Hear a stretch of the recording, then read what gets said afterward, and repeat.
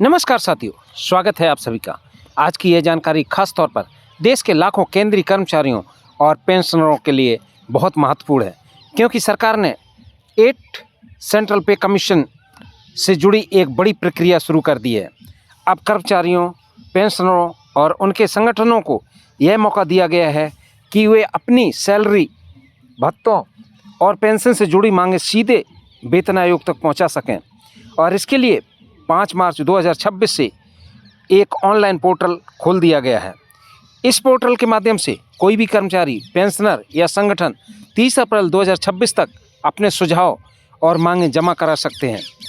क्यों महत्वपूर्ण है यह प्रक्रिया? सबसे पहले यह समझना जरूरी है कि वेतन आयोग का काम क्या होता है।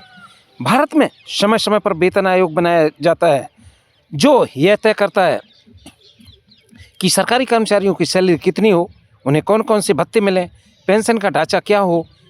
अब बनने वाला 8वां वेतन आयोग लगभग 48 लाख केंद्रीय कर्मचारियों और 67 लाख पेंशनरों की आय, भत्तों और पेंशन व्यवस्था को प्रभावित करेगा।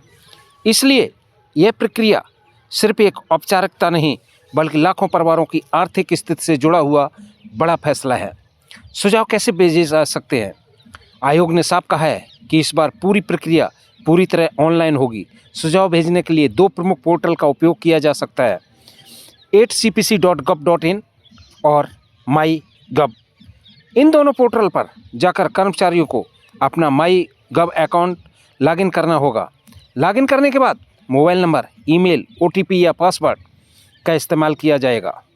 एक महत्वपूर्ण बात यह भी है कि आयोग ने स्पष्ट कर दिया है कि ईमेल से भेजे गए सुझाव, कागजी मेमोरेंडम, पीडीएफ फाइल स्वीकार नहीं किए जाएंगे। यानी अगर किसी को अपनी बात आयोग तक पहुंचानी है तो उसे पोर्टल के माध्यम से ही भेजना होगा। सुझाव देने के लिए बनाई गई 4 कैटेगरी आयोग ने बनाई हैं। इसके लिए अलग अलग श्रेणियां बनाई हैं। Number 1, individual employees pensioner. इस श्रेणी में कोई भी केंद्रीय कर्मचारी या पेंशनर अपनी व्यक्तिगत राय और सुझाव दे सकता है। उदाहरण के लिए फिटमेंट फैक्टर कितना होना चाहिए, डीए का फार्मूला क्या हो, पेंशन व्यवस्था में क्या बदलाव होने चाहिए, इन विषयों पर अपनी बात लिख सकते हैं। Number 2, association union. इस श्रेणी में कर्मचारी संगठनों और यूनियनों की सामूहिक मांगें जमा होंगी। यानी यदि किसी विभाग की यूनियन या कर्मचारी संगठन कोई प्रस्ताव देना चाहते हैं तो वह इस कैटेगरी के तहत अपना सुझाव भेज सकते हैं। Ministry, department, union territories. इस श्रेणी में सरकारी मंत्रालय, विभागों और केंद्र शासित प्रदेशों के नोडल्स अधिकारी अपने विभाग की ओर से आधिकारिक सुझाव देंगे। Number 4, judicial officers. न्यायिक अधिकारियों के लिए भी एक अलग श्रेणी बनाई गई है ताकि न्यायपालिका से जुड़े कर्मचारी भी अपनी राय दे सकें। किन किन कर्मचारियों को मिलेगा फायदा? साथियों, आयोग की इस प्रक्रिया में कई तरह से कर्मचारियों और संस्थानों को शामिल किया गया है। इसमें शामिल हैं केंद्रीय सरकार के औद्योगिक और गैर औद्योगिक कर्मचारी, ऑल इंडिया सर्विसेज के अधिकारी, रक्षा बलों के सदस्य, केंद्र शासित प्रदेशों के कर्मचारी, भारतीय लेखा एवं लेखा परीक्षा विभाग के अधिकारी, सुप्रीम कोर्ट और कुछ हाई कोर्ट के कर्मचारी, नियामक संस्थानों के कर्मचारी। पेंशनर संगठन। यानी यह प्रक्रिया वास्तव में पूरे सरकारी तंत्र से जुड़े लोगों को शामिल करती है। कर्मचारियों की प्रमुख मांगें। साथियों, इसके साथ साथ भी इस बीच कर्मचारी संगठनों ने अपनी मांगें भी सामने रखनी शुरू कर दी हैं। उदाहरण के लिए all India trade union Congress ने वेतन आयोग के सामने 12 प्रमुख मांगें रखी हैं। इनमें शामिल है फिटमेंट फैक्टर 3.0। कर्मचारी संगठनों की मांग है कि 3.0 फिटमेंट फैक्टर होना चाहिए। यदि ऐसा होता है तो बेसिक सैलरी में काफ़ी बड़ा इजाफा हो सकता है। पुरानी पेंशन योजना की बहाली। यूनियन की सबसे बड़ी मांग ओल्ड पेंशन स्कीम को फिर से लागू किया जाए, क्योंकि अभी नए कर्मचारियों के लिए एनपीएस लागू है। तीसरा, वार्षिक इंक्रीमेंट बढ़ाया जाए।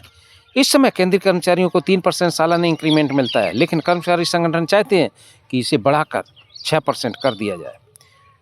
चौथा, डीए का नया फार्मूला। महंगाई भत्ता यानी डीए की गणना के लिए भी नया फार्मूला बनाने की मांग की गई है। पांचवा, लीव इनकैशमेंट बढ़ाई जाए।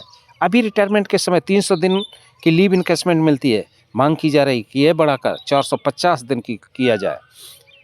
नंबर 6, कैशलेस मेडिकल सुविधा। कर्मचारियों के लिए पूरे देश में कैशलेस मेडिकल सिस्टम लागू करने की मांग की गई है। नंबर 7, नई प्रकार की छुट्टियां। कुछ नई छुट्टियों को भी मांग की गई है, जैसे मासिक धर्म अवकाश, पितृत्व अवकाश में बढ़ोतरी। नंबर 8, जोखिम भत्ते बढ़ाने की मांग। जो कर्मचारी जोखिम भरे काम करते हैं उनके लिए रिस्क अलाउंस बढ़ाने की मांग की गई है। नंबर 9, खाली पदों पर भर्ती। कर्मचारी संगठनों ने सरकार से यह भी कहा है कि करीब 15 लाख खाली पदों को जल्द से जल्द नियमित भर्ती के माध्यम से भरा जाए। साथियों, आगे क्या होगा? अब जब सुझाव जमा होने शुरू हो गए हैं तो 30 अप्रैल 2026 तक आने वाले सभी सुझावों का अध्ययन किया जाएगा। इसके बाद 8वां वेतन आयोग अपनी रिपोर्ट तैयार करेगा और सरकार को सिफारिशें देगा। फिर सरकार उन सिफारिशों पर फैसला लेगी। आमतौर पर वेतन आयोग की सिफारिशों को लागू होने में कुछ समय लगता है, लेकिन जब भी यह लागू होगा तो कर्मचारियों की सैलरी, पेंशन और भत्ते में बड़ा बदलाव देखने को मिलता है।